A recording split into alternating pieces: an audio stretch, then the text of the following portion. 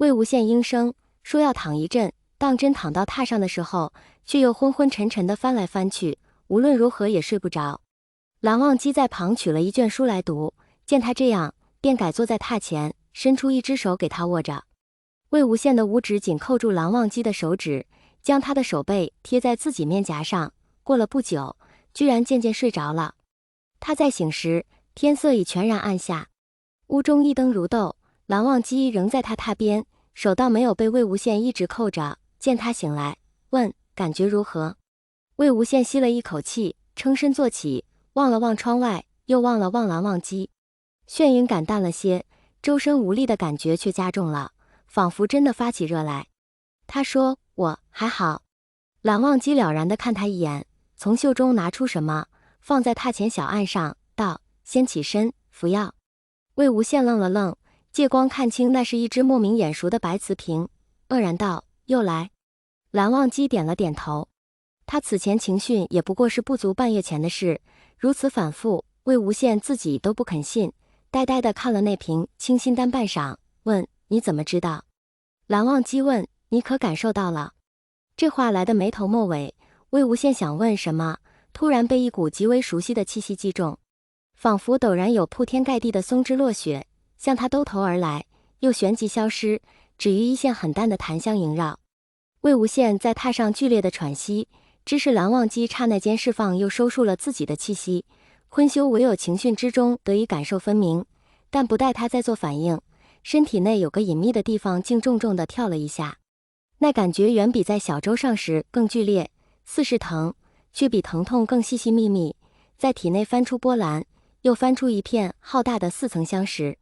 蓝忘机给他倒了一盏茶，魏无羡下意识去接，方才起身，却觉得有一抹湿润的东西自腿间慢慢地滑了下来。一切来得太快，魏无羡僵在榻上不能动。茶盏低在半空，蓝忘机颇为担忧地着他，魏婴。魏无羡的喉结轻轻滑动了一下，仿佛不知说什么，只好说算我当坤修没有经验。屋外突然传来敲门声，魏无羡猛地向榻上一缩，没有继续说下去，转而对蓝忘机道你去看看，我起不来。蓝忘机点头，将茶盏放在榻前的小案。不一时屋外传来客栈老板娘来送饭菜的声音，魏无羡终于意识到虚实已过，这才勉强从榻上起了身，带着腿间的失意与愈发加剧的心跳。灯盏上的烛火接连明起，大抵是蓝忘机的房钱给的足够，送来的晚膳颇为丰盛，又多为本地菜色，在不太大的石案上挤挤挨挨地摆满大半，旁边还放着一只酒壶。魏无羡沉默地斟了一盏酒，放在案几正中。蓝忘机在对面看他，脸孔被渐次高燃的烛光照亮。他们谁也没动住，烛光摇晃在酒盏之中。魏无羡望着那点摇曳的光色，当先说先前在云深不知处，我在你母亲的旧居里碰倒了一个支架，翻了好多话本和乐府歌谣下来。蓝忘机似是不知他怎么开了这个话头，只点头道有时我与兄长去见母亲，他便给我们讲。魏无羡很短暂地笑了一下，又说还有信。蓝忘机的眼睛睁大了。魏无羡说你写给泽无君的那封信我看到了。蓝忘机道魏婴。然而魏无羡打断了他，从前我一直好奇，为何你当年在夷陵同我上了乱葬岗那次，见到我时的模样好像之前什么都没有发生过，现在想来又能做什么反应，是我不好。蓝忘机看着他摇头，一字一顿地说非你之过。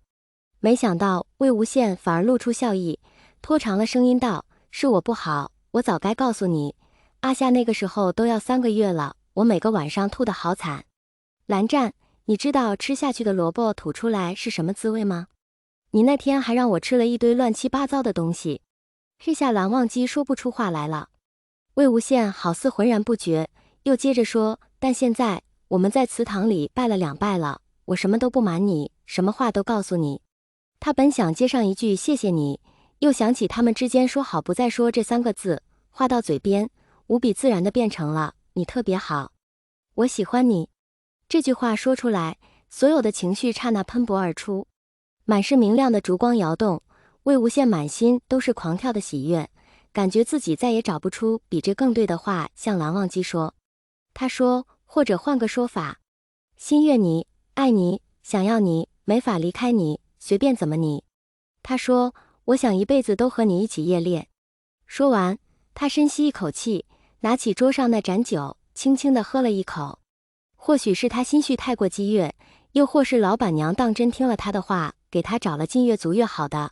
酒府一入喉，立即将魏无羡呛出了眼泪，止不住地咳嗽。泪光模糊之间，他看到蓝忘机也握住了那只酒盏，脖梗一仰，便将剩下的大半盏酒一饮而尽。然后他越过他们之间的距离，吻住了魏无羡。唇舌之间的酒味也不知是谁带来的，愈搅愈烈，几乎在那吻中燃烧起来，一路点燃至魏无羡的胸臆中去。蓝忘机便在那亲吻之中，在魏无羡的嘴唇上伴着微微急促而凌乱的呼吸，沙哑道：心悦你。魏无羡紧紧拥着他，说：是。爱你，想要你。魏无羡在蓝忘机的唇上大声说：是。没法离开你，除了你谁都不想要，不是你就不行。每说一句，他们就抱得更紧，吻得更用力一些。到最后，魏无羡已经分不清蓝忘机的句子究竟是落在了他的唇上，还是刻进了他的身体里。他抱着蓝忘机的背脊，用力到自己的手臂都疼痛起来。蓝忘机最后说：魏婴。魏无羡紧紧贴在蓝忘机的唇上，模糊又用尽全力地说：我在，蓝湛，我在。蓝忘机似是应了一声，似是没有。他的脑袋沉甸甸地撞在魏无羡身上，整个人便这样拥抱着魏无羡，在他的肩头睡着了。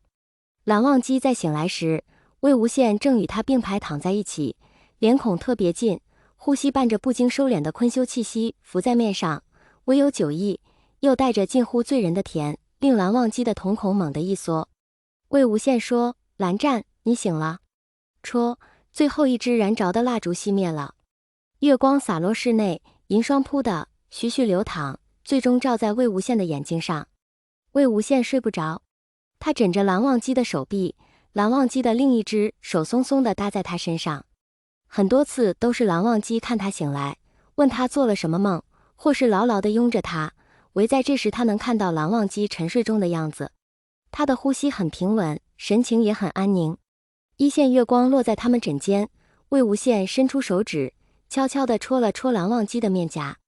蓝忘机的手很轻柔地将魏无羡捉开，他低声地喃喃了一句什么，听起来像是平素常说的不要胡闹，那声音模糊不清地咬在唇间，疏忽令魏无羡心里很满极了，让他忍不住凑上去，轻轻地吻了一下蓝忘机。蓝忘机很低地应了一声，节律平和的呼吸喷在魏无羡的鼻尖与嘴唇。